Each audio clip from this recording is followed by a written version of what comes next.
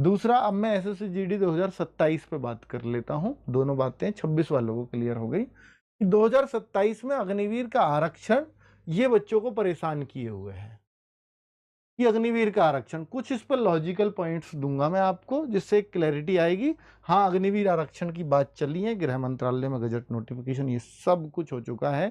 50% अग्निवीर आरक्षण मिलेगा, ये भी तय हो चुका है। अब उस रेशो में क्या वैकेंसीज निकाली जाएंगी या नहीं निकाली जाएंगी, या जस्ट जो 50,000 आती हैं उसका आधा करके 25 उनको और 25 उनको है, ऐसे हो जाएंगी। और क्या क्या रहेगा अब तक? 10% तो अभी भी रहती हैं। इसके लिए, आर्मी के लिए, वो खाली ही जाती हैं, उनमें नहीं आते वो लोग भर्ती होने। कह रहे हैं कि इतने साल घर से दूर रहे, फिर से घर से दूर, वो नहीं उतना प्रीफर करते हैं। लेकिन अग्निवीर आएंगे, ये निश्चित है। और एक्स सर्विसमैन का कोटा तो कई स्टेटों में पूरा नहीं होता, खाली जाती हैं वो वैकेंसीज। अब जो अग्निवीर की बात करेंगे तो अग्निवीर और आर्मी, ये दोनों का मतलब एक्स सर्विसमैन और अग्निवीर, पूर्व अग्निवीर, इन दोनों का मिलाकर के हो सकता है ये 50 किया जाए ओवरऑल का।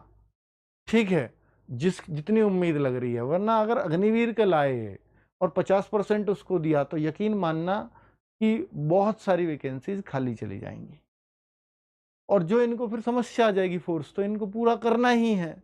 तो इन्होंने शुरुआत में तो 50% का निकाल दिया, पर इनको ये बाद में इसके दूरगामी परिणाम दिखेंगे तो बहुत सारी वैकेंसीज उनकी खाली रह जाएंगी, क्योंकि उतने लोग, भाई सब तो नहीं जाएंगे ना आर्मी वाले, इसमें सब नहीं जाएंगे।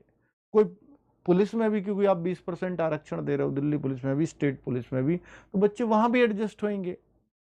और अगर पहले बैच की बात करें तो थे 40-42 जितने भी, अगर सारी भर्ती प्रक्रिया की बात करें, लेकिन गए थे 28-29 हजार ही।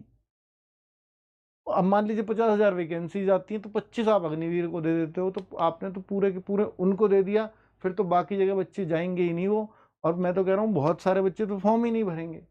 आप क्या बात कर रहे हो, है ना? पर फिर भी मैं आपको एक एक चीज दिखाने आया हूं। देखिए 30 सितंबर को यहाँ दिए हुए हैं फॉर्म आएंगे, 30 सितंबर से